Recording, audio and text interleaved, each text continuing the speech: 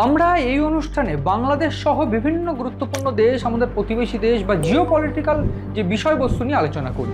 তার পাশাপাশি আমাদের অভ্যন্তরীণ দেশের অভ্যন্তরে বিভিন্ন গুরুত্বপূর্ণ বিষয় এই আলোচনায় বিশ্লেষণমূলকভাবে তুলে ধরার চেষ্টা করি। কিন্তু আজ এই আলোচনায় সব থেকে গুরুত্বপূর্ণ যে বিষয়টা তুলে ধরার চেষ্টা করব সেইটা হলো বাংলাদেশ। সম্প্রতি আমরা বাংলাদেশের যে বিষয়টার দিকে নজর রেখেছি, যে বাংলাদেশ কিন্তু ধীরে ধীরে একটা অরাজনৈতিক, একটা অরাজকর পরিস্থিতিতে পরিণত হয়েছে। ঠিক তার উদাহরণস্বরূপ আমি বারবার করে বলেছিলাম শেখ হাসিনার পতনের পর থেকে কিভাবে হিন্দুদের উপর নির্যাতন হয়েছে, কিভাবে বাংলাদেশের সংখ্যালঘু বা অন্যান্য সম্প্রদায়ের উপর নির্যাতন হয়েছে।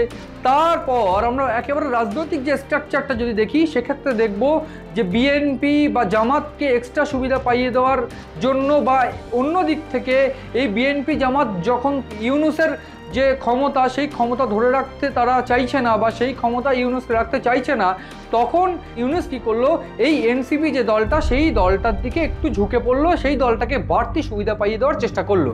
এই সমস্ত চিত্র কিন্তু আমাদের সামনে এসেছে। কিন্তু সাম্প্রতিককালে যেটা আমরা দেখছিলাম যে মার্কিন সেনা ইতিমধ্যে পৌঁছেছিল চট্টগ্রামে, কিন্তু চট্টগ্রামে তাদের মহড়া চলছিল, গোপন মহড়া।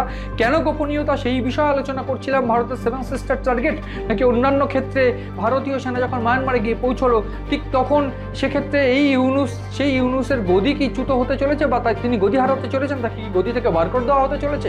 এই সমস্ত বিষয়বস্তু নিয়ে কিন্তু আমরা আলোচনা করেছি। কিন্তু এই মুহূর্তে যে বিষয়টা সামনে আসছে, যে সংখ্যালঘু নির্বাচন এবং বাংলাদেশের অভ্যন্তরে যে পারিপাক্ষিক যে পরিস্থিতি, সেখানে পাকিস্তানকে সঙ্গে নিয়ে জামাতে ইসলাম গোটা বাংলাদেশকে দখল করতে চলেছে। এবং সেই ক্ষেত্রে দুর্গাপুজোর আগে এই দুর্গামূর্তি ভাঙচুর, কাদের এই হাত রয়েছে, এই দুর্গামূর্তি ভাঙচুর বা অন্যান্য ক্ষেত্রে কাদের হাত রয়েছে?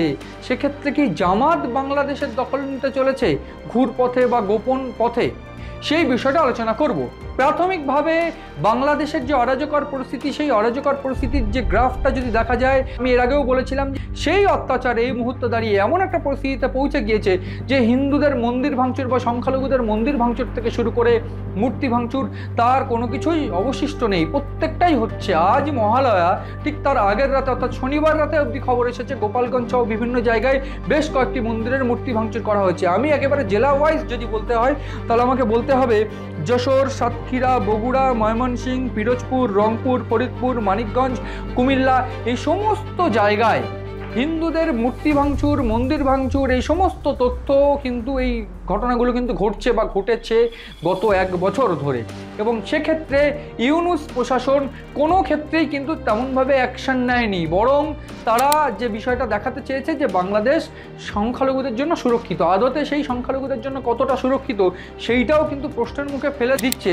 তার কারণ সম্প্রতি আমি একটু বলে রাখতে চাইব, বাংলাদেশে যাওয়ার জন্য কিন্তু একটা নিষেধাজ্ঞা জারি হয়েছে কানাডারবাসীর জন্য। কানাডা সরকার কানাডাবাসীর জন্য একটা বিশেষ নিষেধাজ্ঞা জারি করেছে। তারা বলছে যে কোনোভাবে বাংলাদেশের 3টে পার্বত্য এলাকা, চট্টগ্রাম সহ বিভিন্ন জায়গায় এড়িয়ে চলতে হবে এবং বাংলাদেশে যারা কানাডাবাসী রয়েছে তাদেরকে কিন্তু অবাধে বাইরে ঘোরাফেরা করা যাবে না। তার কারণ বাংলাদেশের সাম্প্রতিক যে অশান্তি বা যে দাঙ্গা, একেবারে সাম্প্রদায়িক যে কন্ডিশন, সেই কন্ডিশনটাও কিন্তু কানাডাবাসী যে একেবারে খুব গভীরে গিয়ে অবজারভেশন করছে এবং তাদের তরফ থেকে সাধারণ মানুষের জন্য কানাডা সরকার এই নির্দেশিকা দিয়েছে।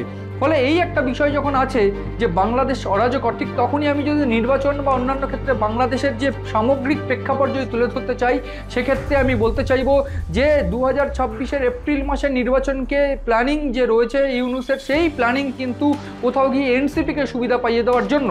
কিন্তু তার মধ্যেই খেলা ঘুরতে শুরু করেছে কিভাবে, সেইটা ভীষণ স্পষ্ট। জামাত ইসলাম